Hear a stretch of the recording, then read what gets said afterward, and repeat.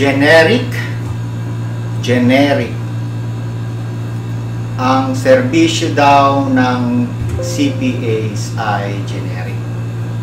So, ano ba ang generic? Ito po ang isang sample ng generic. Pag generic na gamot ang binili mo, mura. Nakagagaling din naman, kaya lang matagal. If time is of the essence, kailangan mo ng branded na gamot. Tingnan naman natin ang mga lisensya ng CPA. 100,000 na po mahigit ang mga CPA sa Pilipinas.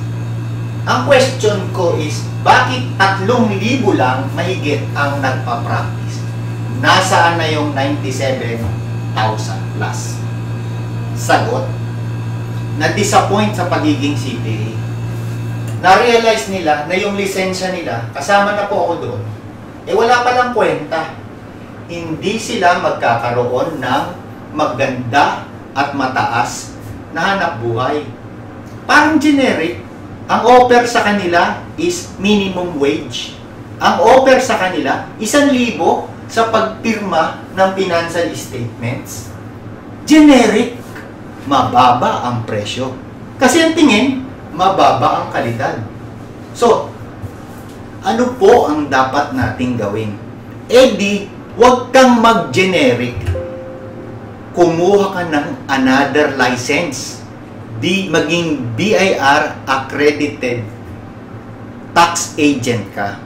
Kaya nga yung mga artista, di ba, nagkakandara pa na ma-nominate sa mga award-giving bodies nila, makakuha ng award. Kasi pag nakakuha ng award, tataas ang professional fee. Ganon din sa mga CPAs. Pag nakakuha ka ng tax agent license, tataas din yung professional fee mo. At ito maganda. Ang BIR accreditation for tax agent license ay hindi lang pang CPAs. Ito po ay pwede din pang mga lawyers. Pwede rin po yan sa mga hindi pumasa ng CPA board exams. Pwede rin po yan sa mga hindi kumuha ng CPA board exams. Yan po ang dapat ninyong pagtuunan. Ini-invite ko po kayo. Dagdagan po ninyo yung kaalaman ninyo. Kasi pag dinadagdagan po ninyo yung laman ng utak nyo, dinadagdagan nyo po yung laman ng bulsa nyo. Kapag walang laman ng utak ninyo, sure ako, walang laman ang bulsa nyo. So ito po yung mga goals na dapat ninyo ma-achieve. Pwede po kayong magdagdag ng skills. Pag nagdagdag kayo ng skills, dadagdag po yung professional team nyo. Pwede po kayong pag-umpisa sa tax documentation specialist. Kulang na kulang po yan. Hindi lahat ng ebidensya relevant, admissible, and material. Pwede po kayong maging tax bookkeeping, tax accounting bookkeeping. Ano po? Pwede kayong maging tax accounting bookkeeping o bookkeeper.